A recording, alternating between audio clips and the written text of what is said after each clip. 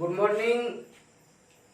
आप सबको मैं अपने YouTube channel Gurukul GK and GS classes में स्वागत करता हूं। आज सूफी आंदोलन का हम दूसरा वीडियो लेकर के आए पार्ट बी से। कल हम लोग सूफी आंदोलन का पार्ट ए पढ़े थे, भाग ए पढ़े थे और आज पार्ट बी पढ़ेंगे। तो चिश्ती संप्रदाय में को कल दो संत छूट गए थे, उसको देखेंगे और उसके बाद सोहरावर्दी संप्रदाय है और उसके बाद फिरदौसी संप्रदाय और आगे चल के सतारिया, कादरिया संप्रदाय और नक्शबंदी संप्रदाय को बारी बारी से देखेंगे। तो चिश्ती संप्रदाय के एक संत शेख नसरुद्दीन चिराग देहलवी, तो ओलिया ने अपना अधिकारी घोषित किया था इसे। निजामुद्दीन औलिया ने अपना उत्तराधिकारी घोषित किसे किया था? तो नासरुद्दीन चिराग देहलवी को। और खानका इसका दिल्ली में स्थित था। इसका खानका कहाँ स्थित था? दिल्ली में। तो और खानका आप सबको पता ही होगा, जहाँ सूफी संत रहते थे उसको जो है ना खानका कहा जाता था। और शेख नासरुद्दीन चिराग देहलवी एमबीटी एवं फिरोज शाह तुगलक यानी मोहम्मद बिन तुगलक एवं फिरोज शाह तुगलक के समकालीन थे, यानी उसके समय दरबार में रहते थे।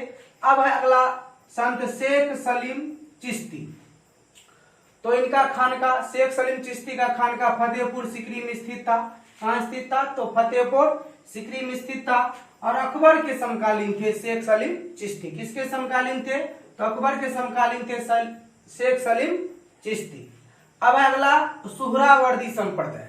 तो सोहरावर्दी संप्रदाय के संस्थापक थे शेख शिहाबुद्दीन सोहरावर्दी। कौन थे? तो शेख शिहाबुद्दीन सोहरावर्दी संप्रदाय के संस्थापक थे। और चिश्ती के बाद भारत में दूसरा प्रमुख लोकप्रिय संप्रदाय की यदि बात की जाए तो सोहरावर्दी संप्रदाय ही था।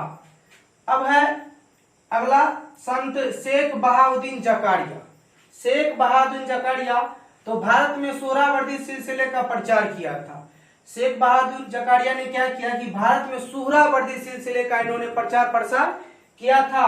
और इल्तुतमिश ने इसे शेख उल इस्लाम का पद दिया था। इल्तुतमिश ने क्या शेख बहादुर जकारिया को कौन सा पद दिया? तो शेख उल इस्लाम की इस्लाम का पद दिया था। अब अगला फिरदौसी संप्रदाय। तो फिरदौसी संप्रदाय के संस्थापक थे शेख बहरुद्दीन समरकंदी। और एग्जाम के विषय से याद रखना, पूछा भी जाता है कि फिरदौसी संप्रदाय के संस्थापक कौन थे? तो शेख बहरुद्दीन समरकंदी थे। और प्रभाव क्षेत्र इसका बिहार था। यहाँ से भी क्वेश्चन पूछा जाता है कि फिरदौसी संप्रदाय का प्रभाव क्षेत्र कहाँ था? तो वो बिहार था और बिहार में खास करके राजगीर था। आगे प्रमुख संत। तो फिरदौसी संप्रदाय के प्रमुख संत थे सैफुद्दीन याहिया मनेरी और हुसैन बल्खी जो है प्रमुख संत थे फिरदौसी संप्रदाय के। अब है आगे सतारिया संप्रदाय। तो सतारिया संप्रदाय के संस्थापक शेख अब्दुल्ला सतारी थे। कौन थे? शेख अब्दुल्ला सतारी। उसके बाद अगला संप्रदाय आया कादरिया संप्रदाय। तो कादरिया संप्रदाय के संस्थापक थे आपको अब्दुल कादिर जिलानी। कौन थे? अब्दुल कादिर जिलानी कादरिया संप्रदाय के संस्थापक थे। और भारत में प्रचार प्रसार मखदूम मिलानी ने किया था। कादरिया संप्रदाय का जहां तक प्रचार प्रसार की बात की जाए तो वो मखदूम जिलानी ने किया था। और सिकंदर लोदी इनका शिष्य था। यानी कादरिया अब्दुल कादिर किसका? सिकंदर लोदी जो था वो अब्दुल कादिर का शिष्य था। और दारा सिको भी इसी सिलसिले से के अनुयायी थे। दारा सिको, यहाँ से क्वेश्चन पूछा जाता है कि दारा सिको किस सिलसिले के अनुयायी थे? तो कादरिया संप्रदाय के अनुयायी थे। और दारा सिको की यदि बात की जाए तो शाहजहां का ज्येष्ठ पुत्र था। अब अगला नक्शबंदी संप्रदाय। तो नक्शबंदी संप्रदाय के संस्थापक थे ख्वाजा बाकी बिल्लाह। कौन थे? ख्वाजा बाकी बिल्लाह थे। और सर्वाधिक कट्टर सिलसिला माना जाता है नक्शबंदी संप्रदाय को।